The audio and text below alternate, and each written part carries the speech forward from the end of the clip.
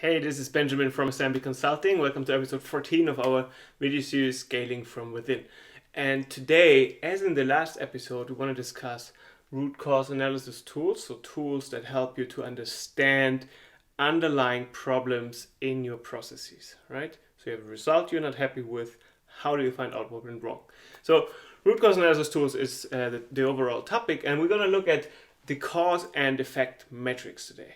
And the cause and effect matrix is a very structured tool to identify which of the process steps that you actually perform when you generate value for the client are the ones that are most important to ensure high quality on, right? So not all process steps are equally important for the overall result, and the cause and effects matrix helps you figure that out. So let's assume you are an e-commerce company and you build online shops for your clients and help them sell their product. Okay, so the first step in this matrix is we're gonna actually fill in the dimensions of quality that your customer sees with your end result. So what this means is ask your customer what is important for you to end up with the assumption that we have high quality. What are the parameters that you are looking for in our services or product that will make you say, wow, this is good quality? Okay, so if you're this agency building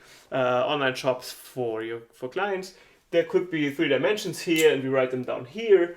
One could be the usability of the shop for the merchant, right? So if they want to put up new categories, new products later on, this could be one thing. Then the next one is obviously the selling performance. Just put sale. So the selling performance, in the end, they build that shop to sell product. And then obviously one factor might be the cost that you charge them to build those online shops. So those are the quality dimensions. So let me just write it down as quality dimensions that are important for the perceived quality of your product. This is step number 1. If you don't know that yet, ask your customers. There's a lot of tools out there to really arrive at those critical to quality dimensions. Second step is write down how important this criteria is for the overall quality. So let's say at 1 to 10, usability for the merchant to add new products later on might be, that is 7 out of 10. Actually, the selling performance of this online shop is probably a 10 because it's the most important thing. They want to sell product. And the cost, if all those things are great, actually is not that important. Okay? This is step 2. Step 3, write down your process steps. So first might be understanding the product of the client, understanding product. Second step might be set up the shop in Shopify, whatever you use. Set up shop. Third step is write descriptions for the products. Fourth, take photos, and then launch and market. Okay? Just very high level. Probably want to go much more into detail, but let's just take this high level approach to show you how it works. So this is step 3, your process steps. What you do now is write down which impact each process step has on those quality criteria. How strictly correlated are they? If they are highly correlated, put a 10. If they are not correlated at all, put a 0. Okay? So let's look into this. Understand the product. How important is it for the usability? Might be important if it's a very special product with very special dimensions, or you need very special categories. So let's say it's a 2. Understanding the product. For the sale, probably pretty important. For the cost, probably not too important. Okay? Set up the shop. For the usability, wow, that's a big one. 9. For the sale, probably also very important. And for the cost, the way you set up the cost might have a big influence on the cost, on the overall cost, right? So let's say it's a 7. Write descriptions. For the usability, not important. Write descriptions, does it have an effect on the sale? Oh yes, it does. And for the cost, depending on the product, the length of the descriptions, how many different categories you have in your descriptions, probably also quite some impact. Then for the photos, for the usability later on, also not really a correlation. For the sale, 100%, that's super important, nice product photos. And then for the cost also, if it's a lot of photos, very, very sophisticated, it might be much more expensive than if you just have few photos on a white background. So let's say it's an 8. And then last but not least, launch and marketing, not too high of a correlation for usability. Let's say it's a 1 here.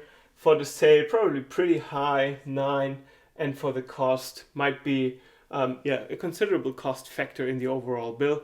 So let's say it's a 6, okay?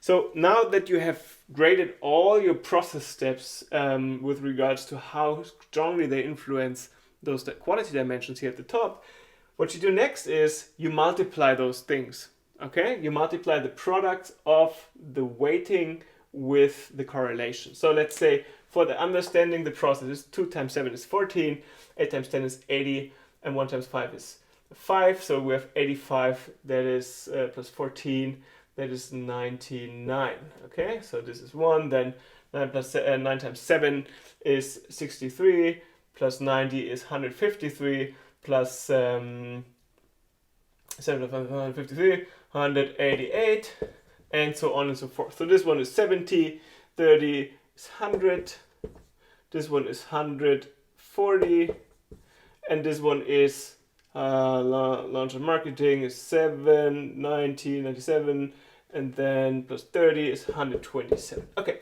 so what this gives you now, and this is a cool thing, it gives you an idea on what are the critical process steps to focus on if you want to ensure high quality. Also, if you're looking for root causes of problems for low customer satisfaction, ideally you start looking into the areas that have the overall highest score. Okay, so this one is a biggie. The way how you set up the shop has the biggest influence by far on all those 3 quality criteria.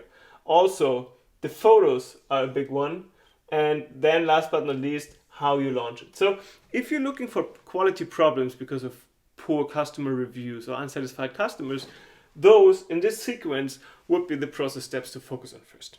Okay, very cool tool, very handy. It does look like it is very, very accurate.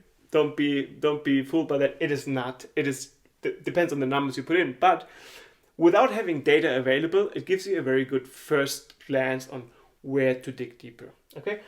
If you want somebody to help you with setting up this cause and effect metrics for your business, we're happy to help. Shoot us a direct message, go to our homepage, get in touch, and we look into that with you together. Thank you.